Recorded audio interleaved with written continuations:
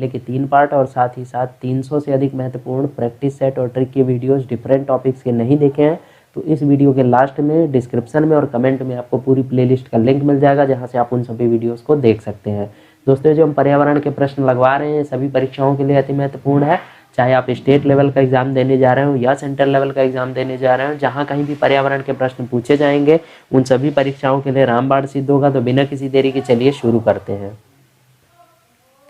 सबसे पहला क्वेश्चन है दोस्तों, राष्ट्रीय हरित प्राधिकरण यानी कि एनजीटी के पहले अध्यक्ष कौन थे? बहुत ही महत्वपूर्ण प्रश्न है।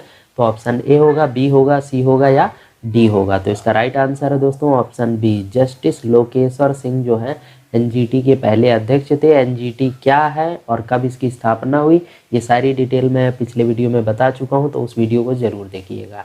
दूसरा प्रश्न लेते हैं, हाइड्रोपोनिक्स किससे संबंधित है? बहुत ही महत्वपूर्ण प्रश्न है। तो ऑप्शन ए होगा, बी होगा, सी होगा या डी होगा? तो इसका राइट आंसर है दोस्तों ऑप्शन ए, जल में खेती से रिलेटेड है हाइड्रोपोनिक्स। इसके बारे में भी मैंने डिटेल में बताया है जीएस ट्रिक्स की प्लेलिस्ट में, जब आप जाएंगे तो वहाँ पे इन सारी चीज़ों को मैंने ट्रिक से समझा रखा है। तीसरा प्रश्न लेते हैं, भारत में सबसे ज़्यादा टाइगर रिजर्व किस प्रदेश में है? बहुत ही महत्वपूर्ण प्रश्न है। तो ऑप्शन ए होगा, बी होगा, सी होगा या डी होगा? तो इसका राइट आंसर है दोस्तों ऑप्शन डी, मध्य प्रदेश में सबसे ज़्यादा टाइगर रिजर्व स्थित है। ठीक है। चौथा प्रश्न लेते हैं, अर्थ आवर किसके द्वारा मनाया जाता है? बहुत ही महत्वपूर्ण प्रश्न है। तो ऑप्शन ए होगा, बी होगा, सी होगा या डी होगा? तो इसका राइट आंसर है दोस्तों ऑप्शन बी, WWF के द्वारा अर्थ आवर मनाया जाता है। इस यहाँ पर इसके बारे में एक इम्पॉर्टेंट फैक्ट और भी बता देता हूँ कि जो अर्थ आवर है वो मार्च महीने के अंतिम शनिवार को मनाया जाता है। ठीक है, बहुत ही इम्पॉर्टेंट है। अंतिम शनिवार सैटरडे को मनाया जाता है। और कब, कितने से कितने बजे तक मनाया जाता है? तो ये दोस्तों 8:30 से 9:30 बजे के बीच में 1 घंटे का मनाया जाता है। ठीक है, मार्च माह के अंतिम शनिवार को ये मनाया जाता है 8:30 से 9:30 बजे के बीच में। ये बहुत परीक्षाओं में पूछा गया, इसलिए मैंने बताया। और कौन मनाता है? WWF के द्वारा। ठीक है। पांचवा प्रश्न लेते हैं, इकोलॉजी शब्द किसने प्रतिपादित किया? बहुत ही महत्वपूर्ण प्रश्न है। ऑप्शन ए होगा, बी होगा, सी होगा या डी होगा? तो इसका राइट आंसर है ऑप्शन डी, अर्नस्ट हैक्कल जो है उन्होंने इकोलॉजी शब्द का प्रतिपादन किया था। छठा प्रश्न लेते हैं, साइबेरियन सारस किस नेशनल पार्क में आते हैं? बहुत ही महत्वपूर्ण प्रश्न है। तो ऑप्शन ए होगा, बी होगा, सी होगा या डी होगा? तो इसका राइट आंसर है दोस्तों ऑप्शन ए, केवला देव घना नेशनल पार्क में साइबेरियन सारस आते हैं। अब दोस्तों ये कहाँ पर है, ये बहुत ही इंपॉर्टेंट है। तो ये है दोस्तों भरतपुर में। ठीक है, भरतपुर में है ये केवलादेव घना नेशनल पार्क। भरतपुर कहाँ है दोस्तों? तो ये है आपका राजस्थान में। बहुत ही इंपॉर्टेंट है तीनों चीज़ें। तो केवलादेव घना नेशनल पार्क भरतपुर में और भरतपुर राजस्थान में है, और यहीं पर साइबेरियन सारस आते हैं। ठीक है, बहुत ही इंपॉर्टेंट है। सातवां प्रश्न लेते हैं, निम्नलिखित में कौन सी ग्रीन हाउस गैस नहीं है? बहुत ही इंपॉर्टेंट प्रश्न है। तो ऑप्शन ए होगा, बी होगा, सी होगा या डी होगा? तो इसका राइट आंसर है ऑप्शन सी, सल्फर हेक्साफ्लोराइड जो होता है वो ग्रीन हाउस गैस नहीं है, जबकि मेथेन, नाइट्रस ऑक्साइड और ओजोन ये तीनों ही ग्रीन हाउस गैस है। तो इनको जरूर नोट कर लीजिएगा। आठवां प्रश्न लेते हैं, निम्नलिखित में कौन सी ग्रीन हाउस गैस गंदे पानी से बनती है? बहुत ही इंपॉर्टेंट प्रश्न है। ऑप्शन ए होगा, बी होगा, सी होगा या डी होगा? तो इसका राइट आंसर है दोस्तों ऑप्शन ए, मेथेन गैस जो है वो ग्रीन हाउस गैस है। वो तो आपको पता ही है, ये क्या है, गंदे पानी से बनती है। ठीक है।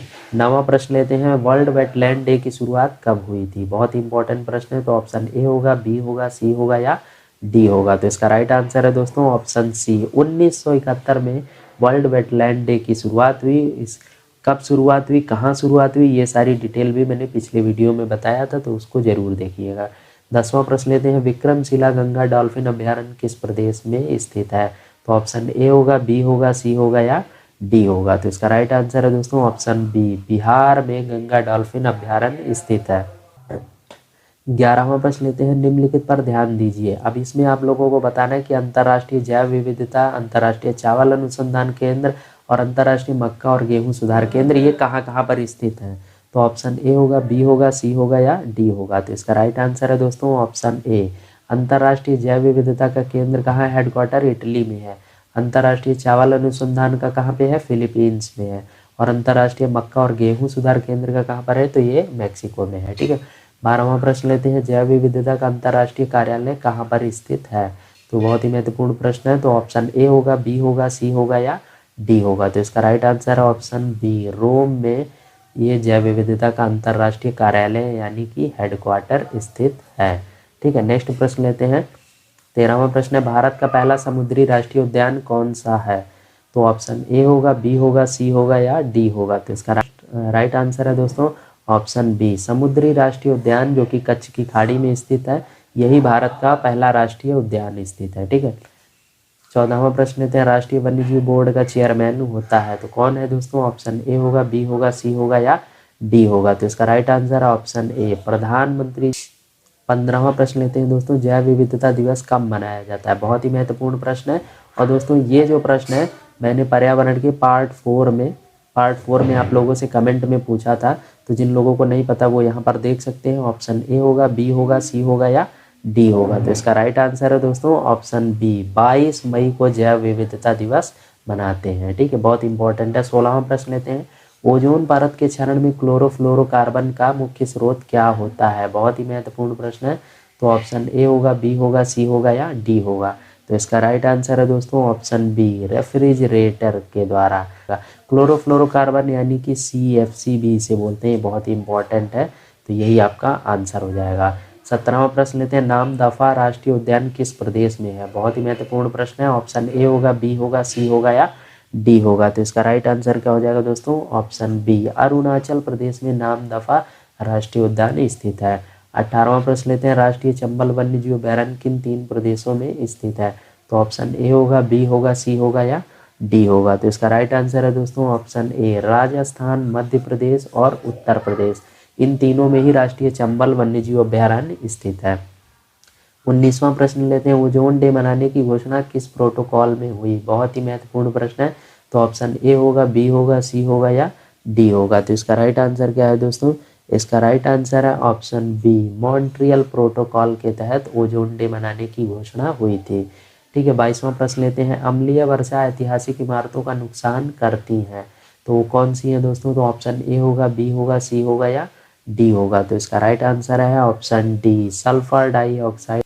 इसके थ्रू अम्लीय वर्षा होती है और इससे ही ऐतिहासिक इमारतों का नुकसान होता है। ठीक है, 21वां प्रश्न लेते हैं, माधव गाडगिल पैनल ने किस क्षेत्र को पारिस्थितिक रूप से महत्वपूर्ण क्षेत्र घोषित करने का सुझाव दिया था? बहुत इंपॉर्टेंट प्रश्न है।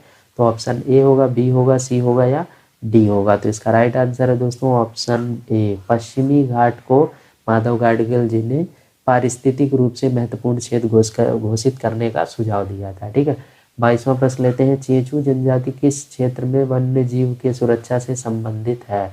बहुत ही महत्वपूर्ण प्रश्न है। ऑप्शन ए होगा, बी होगा, सी होगा या डी होगा। तो इसका राइट आंसर है ऑप्शन ए, नागार्जुन श्रीशैलम यानी कि आंध्र प्रदेश में। ठीक है, 23वां प्रश्न लेते हैं, पर्यावरण लेखांकन क्या है? बहुत ही महत्वपूर्ण प्रश्न है। ऑप्शन ए होगा, बी होगा, सी होगा या डी होगा। तो इसका राइट आंसर क्या हो जाएगा दोस्तों? इसका राइट आंसर ऑप्शन ए, यह पर्यावरण या प्राकृतिक संसाधनों की खपत को मापने की एक विधि है जो कि है पर्यावरण लेखांकन। ठीक है, 24वां प्रश्न लेते हैं, निम्नलिखित में कहाँ अंतर्राष्ट्रीय समुद्री संगठन का मुख्यालय स्थित है?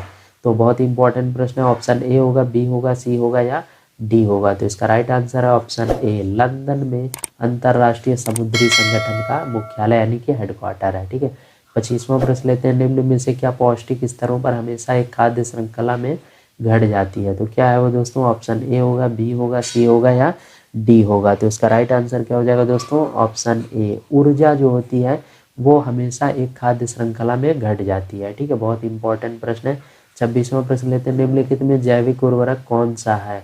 तो ऑप्शन ए होगा, बी होगा, सी होगा या डी होगा। तो इसका राइट आंसर क्या हो जाएगा दोस्तों? इसका राइट आंसर ऑप्शन डी, यानी उपरोक्त सभी, राइजोबियम, एजिटोबैक्टर या सहजीवी संबंध, ये तीनों ही जैविक उर्वरक होते हैं। ठीक है, 27वां प्रश्न लेते हैं, विश्व वन्य जीव कोष द्वारा प्रतीक के रूप में किस पशु को लिया गया है? बहुत ही महत्वपूर्ण प्रश्न है।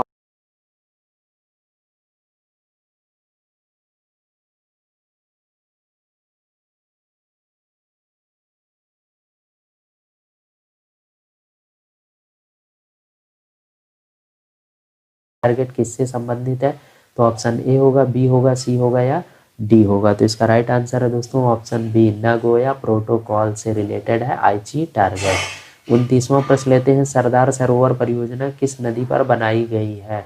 तो बहुत इंपॉर्टेंट प्रश्न है। ऑप्शन ए होगा, बी होगा, सी होगा या डी होगा। तो इसका राइट आंसर है ऑप्शन ए, नर्मदा नदी पर सरदार सरोवर परियोजना बनाई गई है। ठीक है, 30वां और हमारा अंतिम प्रश्न है, जापान की निम्नलिखित 2 बीमारियों पर ध्यान दीजिए। तो मिनीमाता और इटाई इटाई, इन बीमारियों के फैलने की 2 वजहों कौन कौन सी हैं। तो ऑप्शन ए होगा, बी होगा, सी होगा या डी होगा। तो इसका राइट आंसर है ऑप्शन सी, यानी मिनीमाता के होने का क्या है, पारा है, और इटाई इटाई जो बीमारी है वो कैडमियम के थ्रू होती है। ठीक है, तो ये बहुत इंपॉर्टेंट है, इसको भी नोट कर लीजिएगा। अब दोस्तों ये है आज का क्वेश्चन हमारा आप लोगों के लिए, पृथ्वी सम्मेलन का दूसरा नाम क्या है। तो ऑप्शन ए होगा, बी होगा, सी होगा या डी होगा। तो ज़्यादा से ज़्यादा लोग इस क्वेश्चन का आंसर हमें कमेंट में करके बताएं। जिसका भी आंसर सही होगा उसे मैं पिन कर दूंगा, बाकी लोग वहां से जाके देख सकते हैं। और जो पर्यावरण का हमारा नेक्स्ट पार्ट होगा, जो कि होगा पार्ट 5, उस वीडियो में मैं